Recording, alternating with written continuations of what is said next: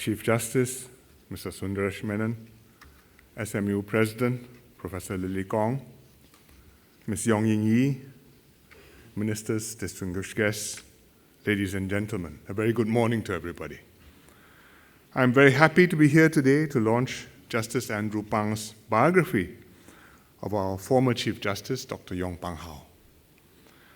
Dr. Yong was a pioneer leader who made decisive contributions to Singapore across both the public and private sectors. His illustrious career spanned many of Singapore's key institutions, in whose creation and subsequent development he played an outsized role. His service to our nation has benefited generations of Singaporeans even to this day. When Dr. Yong passed away in 2020, I wrote in my letter to Mrs. Yong that he had been one of Singapore's finest sons. That was true, but actually his story began in Malaya, where he was born. I remember as a small child, perhaps 5 years old, maybe 4, being brought by my parents to visit Dr. and Mrs. Yong in Kuala Lumpur, where they lived, and having dinner with them at an outdoor hawker center. At the time, Dr. Yong was working in his father's law firm, Shuk Lin and Bok. He was also involved in Malayan politics as a leading member of the Malayan Chinese Association, the MCA. But after the 1969 race riots, he decided to move to Singapore. One important reason was so that his family could have a better future. He built a successful career here as a lawyer, then moved on to OCBC and distinguished himself as a banker too. Living through the hard times of the Japanese occupation and the political struggles of his country of birth forged in Dr. Yong a strong set of core values. In fact, it was because of his impeccable integrity that Mr. Lee handpicked him in 1980 to build the Government of Singapore Investment Corporation, GIC, from scratch as its first managing director.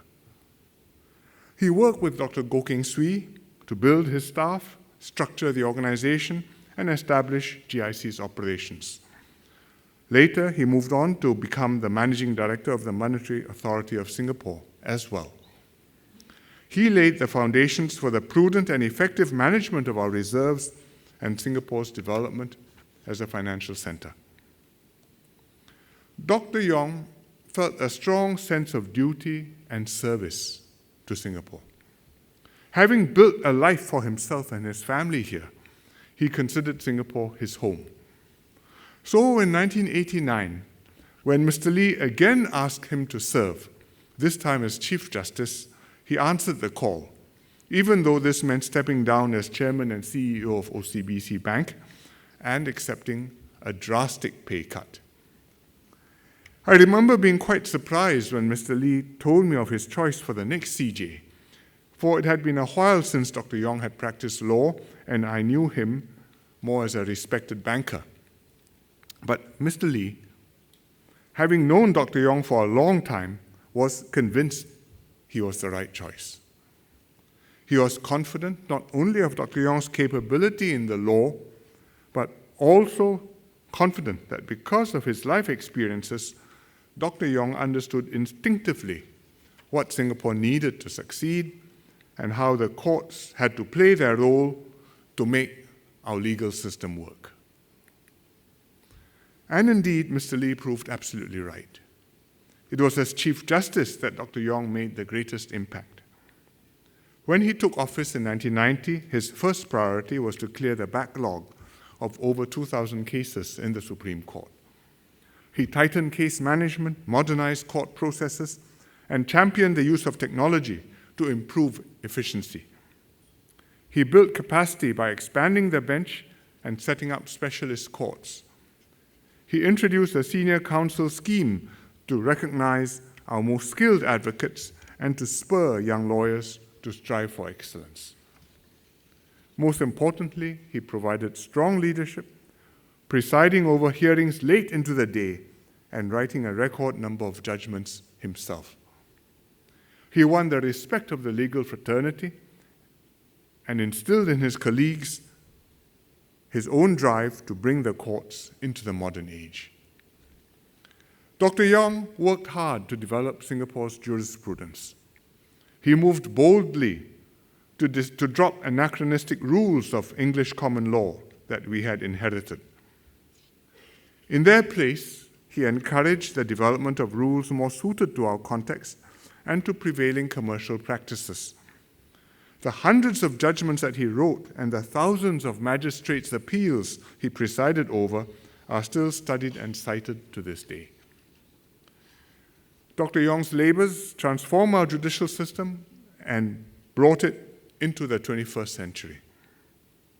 Within a decade of his becoming CJ, Singapore's legal system was rated the best in Asia and recognized as being among the top in the world, ahead of most OECD countries. He was indeed a transformative Chief Justice. Dr. Yong also believed strongly in developing people. He personally sought out, cultivated, and recruited promising young lawyers with keen intellect and a heart for public service. He inducted them into the Justices Law Clerks program, which was another of his innovations. The JLC program aimed to build a strong pipeline of talent for the next generation in the judiciary and the legal service. JLCs had the opportunity to learn and grow by working closely with the Chief Justice and other senior judges.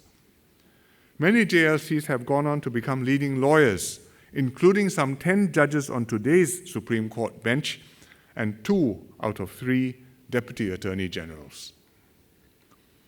Dr. Yong also supported setting up a second law school in SMU and contributed generously to its development. It is fitting that the law school has been named after him, a tribute to his living legacy and continuing influence on our young and aspiring lawyers. Dr. Yong's efforts to develop young talent extended beyond the legal sector.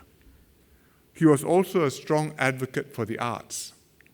As a trustee of the Yong Lu Lin Trust, he played a key role in guiding the Trust's generous endowments.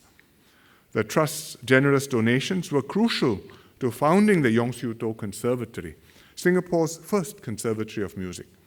It was named after his cousin, a pianist, who was the daughter of Dr. Yong Lu Lin. I remember attending one concert at the conservatory with Dr. Yong. The students put up a good performance. At the end of the concert, Pang Hao leaned over and commented to me that it had been money well spent. We were impressed by the concert and the students. Dr. Yong achieved much in his life across many fields, but he will be remembered most for the sort of person he was. The compilation of the JLC's recollections of Dr. Yong is perhaps the most heartwarming portion of this book.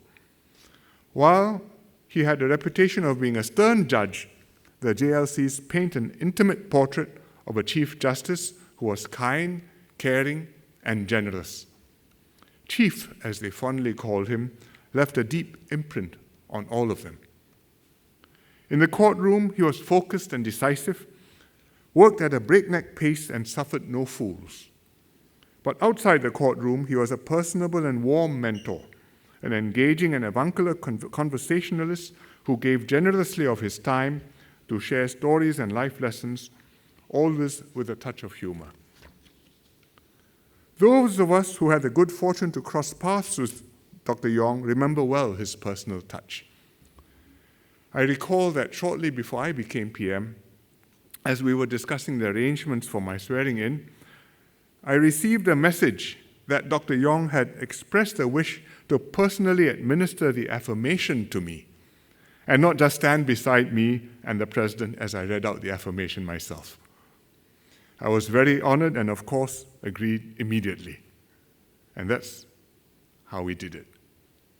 Mine is just one of the many stories of Dr. Yong touching the lives of others and leaving a lasting imprint.